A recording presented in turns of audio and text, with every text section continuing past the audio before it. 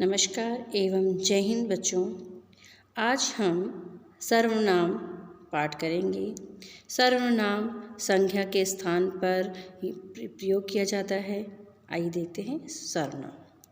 सर्वनाम रीटा, जैसे यहाँ है, रीटा कक्षा 6 में पढ़ती है। रीटा प्रतिदिन स्कूल जाती है। रीटा के भाई का नाम सौरभ है। रीटा के पिताजी एक बैंक में काम करते हैं। रीटा को सभी प्यार करते हैं। तो मुझे इन वाक्यों में रीटा जो शब्द है वो संज्ञा है। वो इसका 5 बार प्रयोग हुआ। यह बड़ा अटपटा सा लग रहा है। इन वाक्यों को अगर हम इस प्रकार लिखें कि रीटा कक्षा 6 में पढ़ती है, वह प्रतिदिन स्कूल जाती है, उसके भाई का नाम सौरभ है, उसके पिताजी एक बैंक में काम करते हैं, उसको सभी प्यार करते हैं।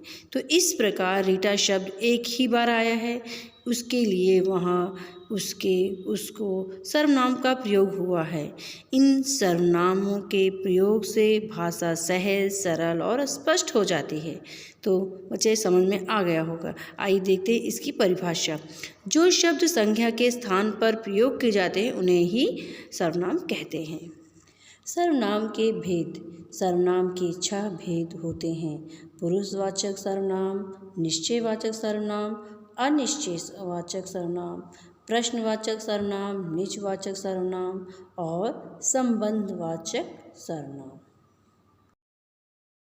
पुरुषवाचक सर्वनाम उसे कहते हैं जो बोलने वाले, सुनने वाले या किसी तीसरे अन्य व्यक्ति के लिए प्रयुक्त होने वाले सर्वनामों को पुरुषवाचक सर्वनाम कहते हैं। ये 3 प्रकार के होते हैं: उत्तम पुरुष सर्वनाम, मध्यम पुरुष सर्वनाम और अन्य पुरुष या भी कहा जाता है सर्वनाम। उत्तम पुरुष ऐसे सर्वनाम शब्द हैं जो बोलने वाला अपने लिए प्रयोग करे, उन्हें ही उत्तम पुरुष सर्वनाम कहते हैं। जैसे मैंने, मैं, हम, हमारा, हमको आदि।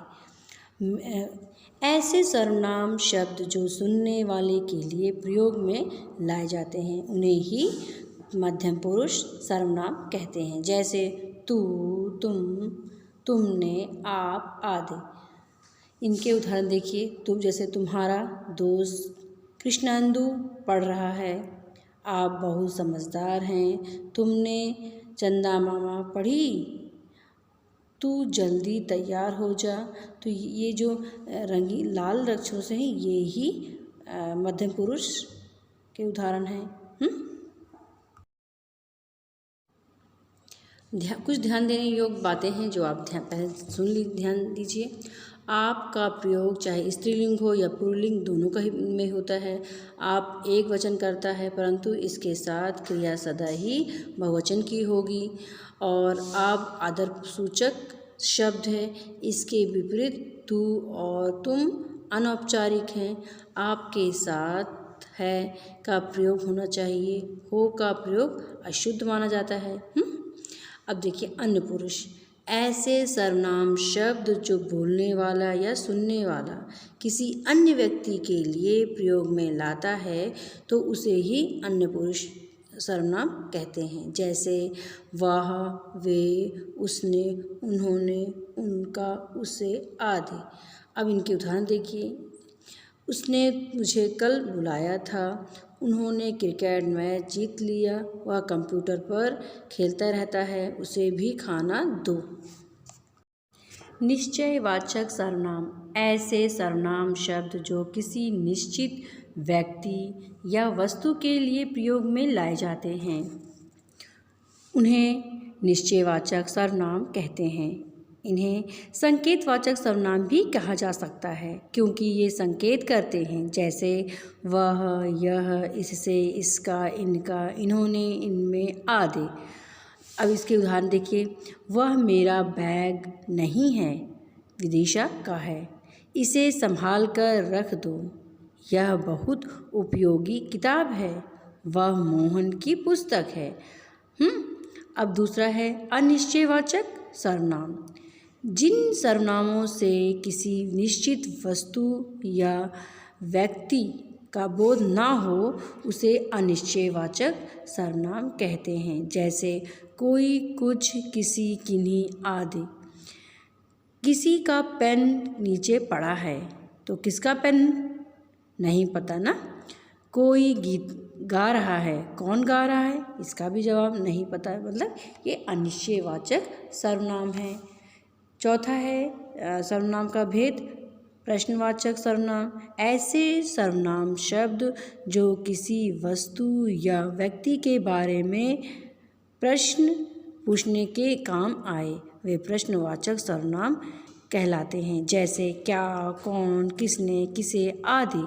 इसके उदाहरण देख लीजिए। आज माँ ने क्या बनाया, बाजार से सामान कौन लाएगा, इनाम किसे मिला, गंदगी किसने फैलाई है। अगला है निजवाचक सर्वनाम।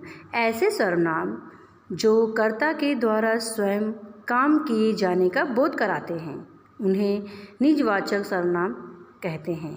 जैसे स्वयं, आप, अपने आप, खुद आदि। इसके उदाहरण देखिए, कुछ वाक्य देखिए। मैं खुद चला जाऊंगा, वह स्वयं रूठ कर चली गई, बच्चा अपने आप खड़ा हो गया।